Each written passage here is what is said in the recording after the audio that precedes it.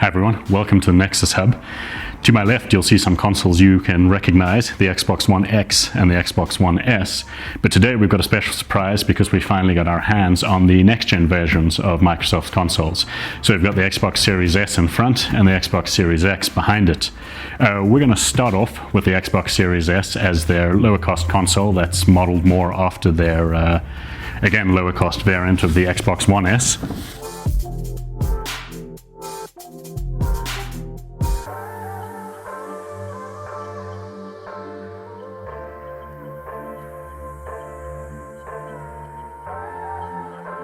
Right, so here we have the Xbox Series S, which both with regards to the design and the packaging is based after Microsoft's Xbox One S.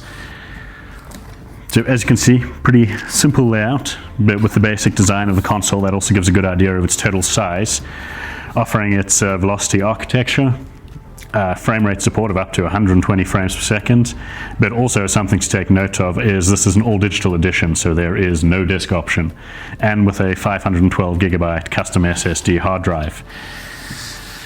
On the back of the box, we can see something that Xbox has obviously been playing up, and that's integration for not only the wide variety of exclusives and other third-party games you'll get on the machine, but also Game Pass support, which is becoming very important to the Xbox ecosystem.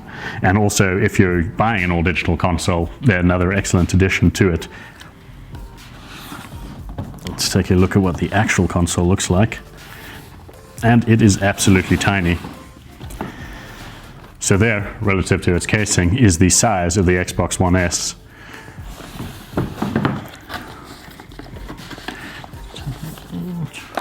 And it's a fairly light console, feels denser than the Xbox One S, but it's about half the size. So I'll start from the front of the console. So again, as you can see, it's an all-digital console. You're not going to get a disk drive with this one. Got your power button, and you've got a USB 3.1 slot. The cooling of this system is clearly out the fan on the top of it, but also with intake from the side and the back of the case. In terms of what you'll get on the back of the case, you've got your standard Ethernet cable, you've got another two USB 3.1s, your HDMI 2.1 out. You'll notice they no longer have the 2.1 in. You've got your storage expansion slot for the 1 terabyte expansions. You've got your figure of 8 power cable. In terms of what's missing, some people may notice you no longer have an optical port, which might be a problem for some people when it comes to having an external sound system, but otherwise you'll be able to run it through USB 3. The console itself, as you can see, is tiny. What I'll do is I'll bring in the Xbox One S, just as a point of comparison. In a way, you can see where this design may have come from. Here on top of the One S, you can see the ventilation fan, which follows a very similar design to the Series S. And what you'll notice is the Series S is, aside from being a little bit longer, almost half the size of the Xbox One S, making it an exceedingly small and compact console. Right, I'm going to put this to one side.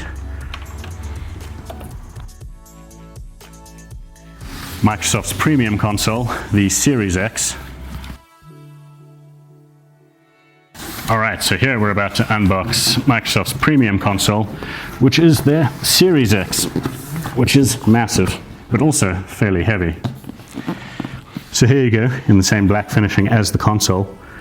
Again, very similar feature set to what they're offering with the Series S, although you'll notice here specifically specifying 4K support, whereas the Series S is targeting a 440p resolution. But again, you also see up to 120 frames per second support and the velocity architecture support. If we take a look at the back end, it gives us a greater range, up to 8K HDR output. Again, support for 4K Blu-ray, variable refresh rate support, and this one comes with a 1 terabyte SSD. In terms of the rest of the case, here they're marketing Halo Infinite primarily, but again with support for multiple devices, the velocity architecture, and also Game Pass. Let's take this guy out.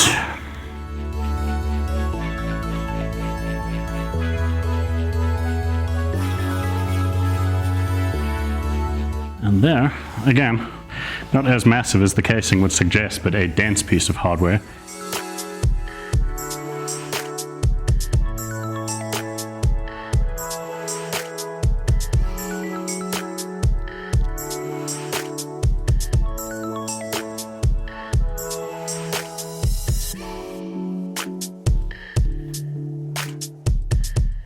So here we have the Xbox Series X console, which is a hefty beast at almost 4.5 kgs. Looking at the front, we have a USB 3.1 port as well as power, and also a disk drive, important for people who are planning on using backwards compatibility with physical media or just prefer physical media. The sides, really straightforward, so I'm going to turn it around to the back where you can see the majority of the inflow into the unit is. And also back here you can see your HDMI 2.1 out, expansion storage slot for more game storage, figure of 8 power cable, the Ethernet adapter, and another 2 USB 3.1s.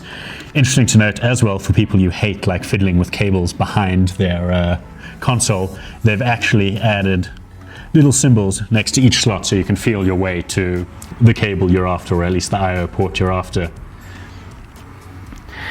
What might be most interesting to some, let's just look at the base first, which is a really simple stand. On the top, however, you can maybe see the massive fan on the underside of those vents, and that's going to be doing most of the hard work when it comes to keeping the console cool. It is also able to stand on its side. You'll see on this side you have a few rubber feet, so you can actually use the Xbox Series X in a sideways configuration if it better fits your setup, and you still obviously get plenty of air intake from the bottom and out the top.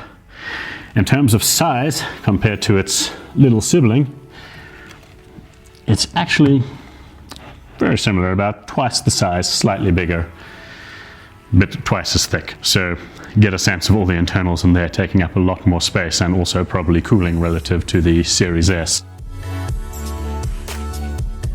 In terms of comparison to the Xbox One X, which was be its equivalent in this generation, it is also a fairly hefty console, but again, you're getting a much smaller, well, I guess total volume is probably equivalent, but the Xbox Series X will be a hell of a lot easier to fit into your living space or next to your TV. The last thing we need to discuss are the game pads. I'm holding here a Xbox One X Gears 5 controller, and Microsoft hasn't drastically changed the design of the controller, but they have added a few new features. You've still got the offset analog, but what you will notice is that you now have an octagonal D-pad allowing for more directional presses. Another thing that will be important for people is there's now a dedicated share button, so you no longer have to tap the Xbox button and then tap a second button in order to record content. In terms of the back, again, not too much has changed. There's your battery slot, your charging port. The triggers now have a slight textured feel to them, but otherwise aren't wildly different from the Xbox One X, Xbox One S controllers. And for those, this is always important. Underneath, you can see there is still a 3.5mm jack, so you can use a pair of headsets, which is going to be useful just not only for people in a small setting where they need to deal with other people in the household, but also it will still support 3D audio through a conventional pair of headsets. What you'll also notice is that there is slight texturing on the hand grips as well.